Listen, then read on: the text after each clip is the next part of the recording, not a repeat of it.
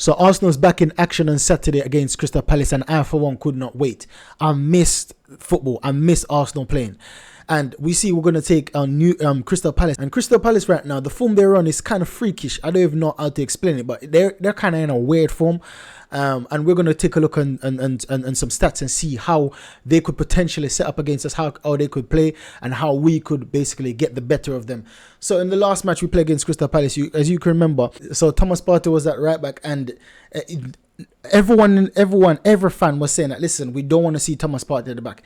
His best position is in midfield, and everyone knows that. However, he gave a different style of play, and I for one was saying that, listen, I don't fault Arteta for trying things out earlier on in the season. I don't fault him for that, because I think there was playing against Crystal Palace was like the first 5 matches of the season, and the way we played, it wasn't exciting because we just came off the back of last season. We were playing exciting football. Everyone was pulling together. We were playing tiki-taka. We were playing through balls. We were having lots of goals. Saka was having lots of goals. Martinelli was scoring. Jesus was doing his thing, not scoring a lot, but he was doing his thing. And Nketiah was doing his thing. So Odegaard was scoring lots of goals. So we came off the back of a very good season, and this is why every fan was expecting a carry-on or even an improvement from the previous season. But when we saw Thomas Partey at right back, everyone started to throw tantrums, really. But Thomas Partey, we missed him in the team. Not at right back, but we missed him in the team. Because even in that match, if you remember, if you can go watch that match again or some clips, you'll see that Thomas Partey most of the time inverted in midfield. And he was basically sometimes playing 2 with Declan Rice and sometimes attacking that position with Declan Rice, and leaving the 3 at the back with Benjamin White, right centre-back, and sometimes crossing over, shuffling over, Benjamin White being at right back, Saliba being centre-back, and Tomiyasu playing at left-back, or left centre-back. So they play a 3 at the back sometimes when Thomas Partey go into midfield. And this wasn't a bad formation. This had us solid, but it wasn't a formation where I would say I'm excited, I'm happy, but we miss Partey, and hopefully Thomas Partey is back because we see him in Dubai with the team. He's training, so hopefully he'll be back for this match against Crystal Palace in midfield, not at right back. Well, who knows? Probably Arteta will try him at right back again and try something different, right? Who knows? Knowing Arteta, you will always try something different. So this was the formation we had against the Crystal Palace. And another thing was that the red card Tomiyasu, the 2 yellow cards Tomiyasu got, it was a disgrace. That referee should have been fined. To get a second yellow card for just touching the player, it's a contact sport. You have to touch the player sometimes, and it's like a reaction. It's a reaction. The player spin, you just accidentally touched him or accidentally hold him. He got a yellow card for that and got 2 red cards. So I believe that the referee should basically been more lenient with that, considering he's not a malicious player, Tomiyasu. And the other thing we see that Aaron Ramsdale was in the team. This is when Raya came in, and Arteta wanted things to look good, so he started Ramsdale for a few matches and then dropped him like a sack of potatoes. And then we see Raya came to the team. But this formation wasn't that bad, and even so, we see Kai Havertz starting as well. So this formation wasn't bad. It's just that Partey was at right back. That was the only bad thing, because Gabriel Magalhaes was sitting on the bench waiting for his opportunity, and I believe that Thomas Partey would have been better in midfield, but obviously Arteta wanted to give the Kai Havertz a start in the team, and so he did. Now when you take a look on these stats, now these stats are kind of good for us. It's in good favour for us in terms of Crystal Palace's goal scoring form. When you take a look at Crystal Palace goal scoring form, they've got 22 goals in 20 matches. That is absolutely poor. That's averaging almost 1 goal per game. That's poor. Now, when you take a look at Burnley and Sheffield United, 15 and 21, only Sheffield and Burnley are the only 2 teams to have scored less in the Premier League than Crystal Palace. Only 2 teams, with Sheffield scoring 15, Burnley scoring 21, and Crystal Palace scoring 22. Crystal Palace scored 1 more than Burnley, and these 2 in the relegation zone. Crystal Palace only scored 1 more than Burnley, and Burnley and Sheffield United are in the relegation zone. If you can see, look at Luton. Luton scored more goals than Crystal Palace, and they're still in relegation zone. So what does that mean? That shows you that their defensive record is better. They conceded 29 goals compared to Luton, which is 38, and Burnley, which is 42, Sheffield United, which is 49. So the reason why Crystal Palace is not in the bottom 3 is because they're good defensively. They've been good defensively. compared to the other teams in the lower half of the table. So this is something that I'm saying that we should basically be taking advantage of these situations, because if Crystal Palace not scoring, and this is what I'm saying, that's the difference. In the previous videos I was saying that, listen, the defense is one of the most important thing, if not the most important. Goal scoring, to score goals is secondary, but when you get your defense solidified, look, Crystal Palace score less goal than everyone apart from two teams in the league, but yet still they're still in 14th position because they're more solidified at the back, and they concede less goal. So yes, when you keep your back close, when you keep your defensive line close, when you concede less, it gives you an opportunity to get a little one goal here and there. Literally, they convert one on average almost one goal per game. One goal per game. Imagine that, and not being at the bottom of the table. That's brilliant. So that's what I'm saying. That's why I see Arteta is trying to do. He's trying to solidify the defense and get the attacking playing little by little, slowly but surely. But so far, it's not been working out this season. Hopefully, they go to the bye, reset Arteta, tweak a few things, and then we come out on top. So even though they're not that good going forward, we still have to remember their two top players. That's Olise and that's Eze. I think Olise's doubt right now is a doubt with injury, but I believe he will be back for that match. So these are, even though these guys produce brilliant moments, they're just like Zaha when Zaha used to play for Crystal Palace. They're a similar type of player. They always provide some brilliance. So we have to be aware of these two guys on the defensive side of things.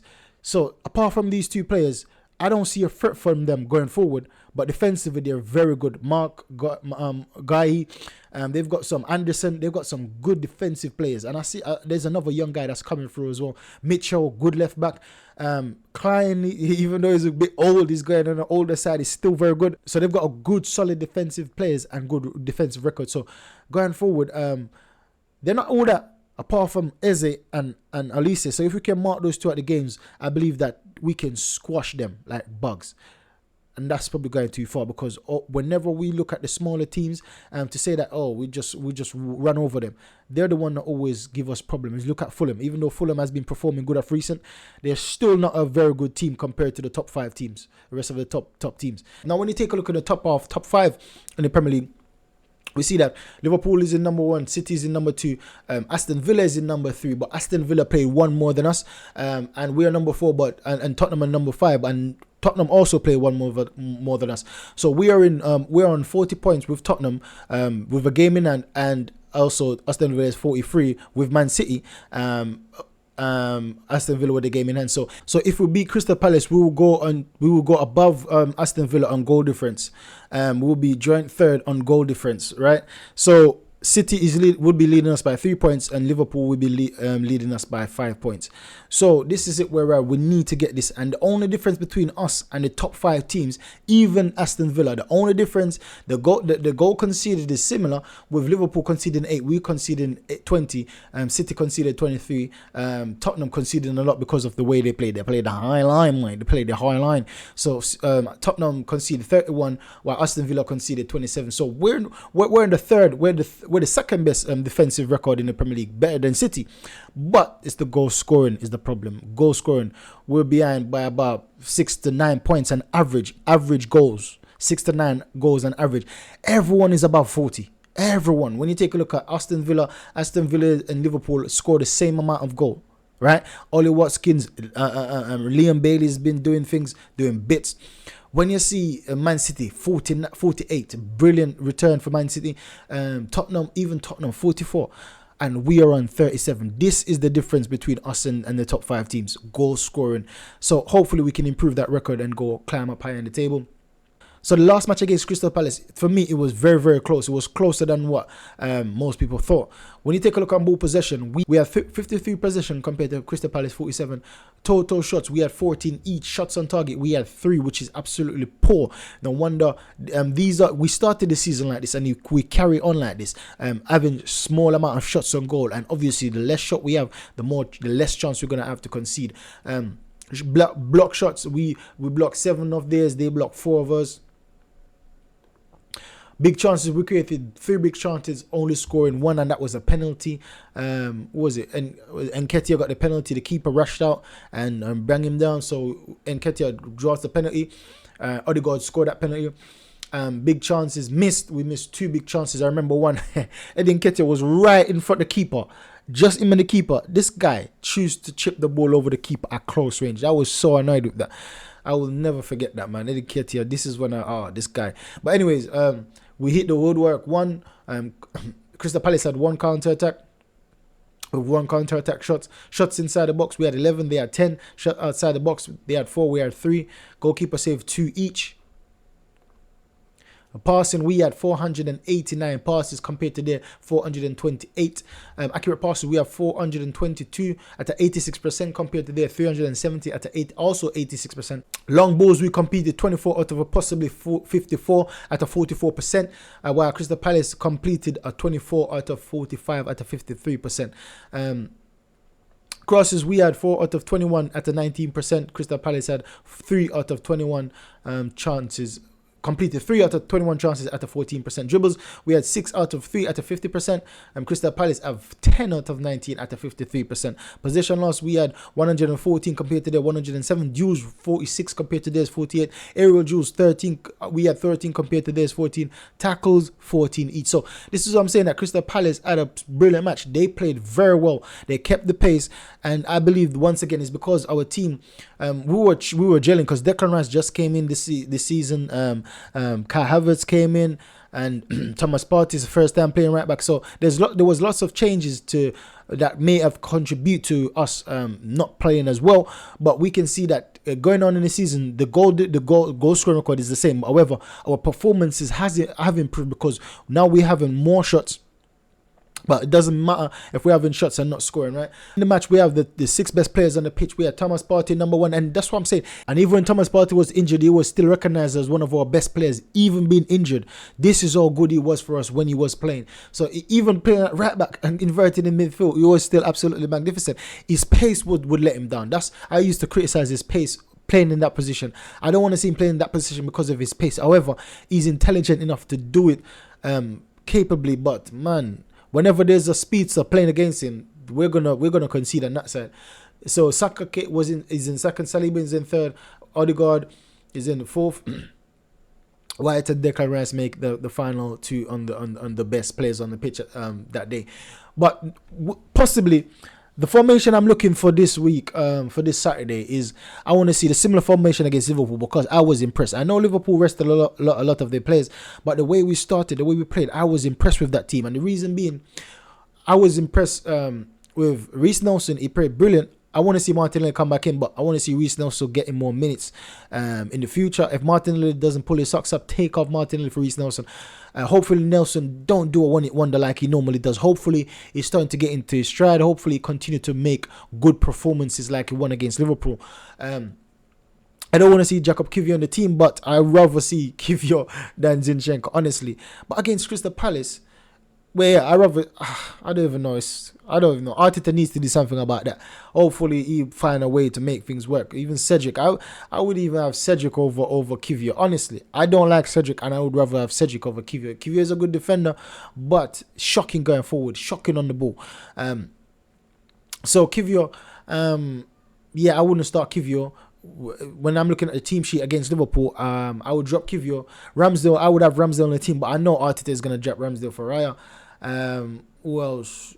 Yeah, this is the team I will start, and then I would take a Kai Havertz for Jesus. Jesus, I will have starting. Jesus hopefully come back on form, and then Kai Havertz I will bring on in the second half. But I will make sure Jorginho press. Declan Rice sits, Jorginho press with the front three. Because against Liverpool, I see Jorginho done that, and he does it well. I didn't expect that from Jorginho. I normally know Jorginho to sit and to cover the bases, cover the defensive line, cover the passing lanes through the defense. But to see him press high up the pitch with his intelligence, that's something, that's like a new skill unlocked for Jorginho. Arteta just unlocked that. I've never seen him play like this. To be fair, I don't really watch him when he plays for Chelsea, but for us, I've never seen him play high up the pitch so frequently. It's like he's playing with Odegaard in the 2, pressing. always presses. Sometimes he's even more advanced than Odegaard. And I'm saying, and the way he presses, it was so brilliant that he gets Liverpool backtracking, passing the ball backwards, because he does things so intelligently. And Jorginho. So I want to see Jorginho and Declan Rice in midfield, because I love the way we started against Liverpool. This is what I'm saying. I didn't expect us to win. Well, it's not that I didn't expect us to win. I didn't care. But when we started that match and the way we played, the way our midfield was playing, I think we deserve. I think our striker, our attacking players let them down, and I thought that we deserved to win that match, because our midfield was immense. It was absolutely immense. Jorginho, Declan Rice, even Odegaard had a good match. Knowing him, he's always missing in big matches. So my thoughts are on this match. I believe that we can win this match 3-1. Now, it's a big statement considering we can't score goals, right? But I'm just hoping that going away to Dubai, it will build up our chemistry, it will build up our confidence, and the player will come back firing, come back with revenge. Because Saka, I've been saying that Saka needs to be rest, and we haven't got any player to rest Saka. And that's another thing. Hopefully Vieira comes back fit as well, so Vieira can give Saka a rest, or comes in for Saka, because you know that Vieira can play on the right sometimes. But even though I don't really like it, it's a different option to get teams thinking, because Vieira will always cut inside. He will always find a way to find himself in midfield, and that's an overload in the center, in the zone 14. So I believe that these players coming back fit, Thomas Partey coming back fit, and Timber is not far off as well. Hopefully we can see him this month or possibly next month. I see reports linking him that he will be back next month, but hopefully he will be back soon. So we will have Timber, we will have Tomiyasu coming back from Asia Cup, we will have Partey, we will have Emil Smith-Rowe came back, so Emil Smith-Rowe will be brilliant for the team, and Vieira. Hopefully we can get back to winning ways, we can get back confidence in the team, and we will flow in that, playing that free-flowing football. Hopefully Arteta switches game plan and start go ultra attacking. We need some ultra attacking in this team, because teams have figured us out that we're not going to attack too much. We're going to prioritize our defensive record over attacking this place. So flip the game on his head. Flip the tactics on his head, trick them, let them think they will come in one way when we come the next. Play that for a few matches, then you go revert back to the shore up your defense and play defensively, not defensive, but a bit defensive. Get them thinking again a few matches, and then keep switching it between the two, because that's how we confuse them and that's how we get the best results. So that's the video there and then, guys. Make sure you like, subscribe, and share. Leave in the comment box below what's your predicted score. Mine is 3-2-1, possibly 3-1. Because I think that we'll come back in goal scoring form. Saka get one, Gabriel Jesus get one, and I believe Odegaard will get one. That's the three. Perhaps Martinelli will get one, but I'm not ruling. Martinelli needs to do more for me. But yeah, that's the three goal scorers for me. Saka is gonna get assist. Martinelli is gonna get assist, and I don't know. Perhaps Trossard comes in and get a assist as well. So that's my lineup, guys. That's my prediction. Make sure you like, subscribe, and share, and let me know your thoughts in the comment box below. Catch you in the next video. Goodbye.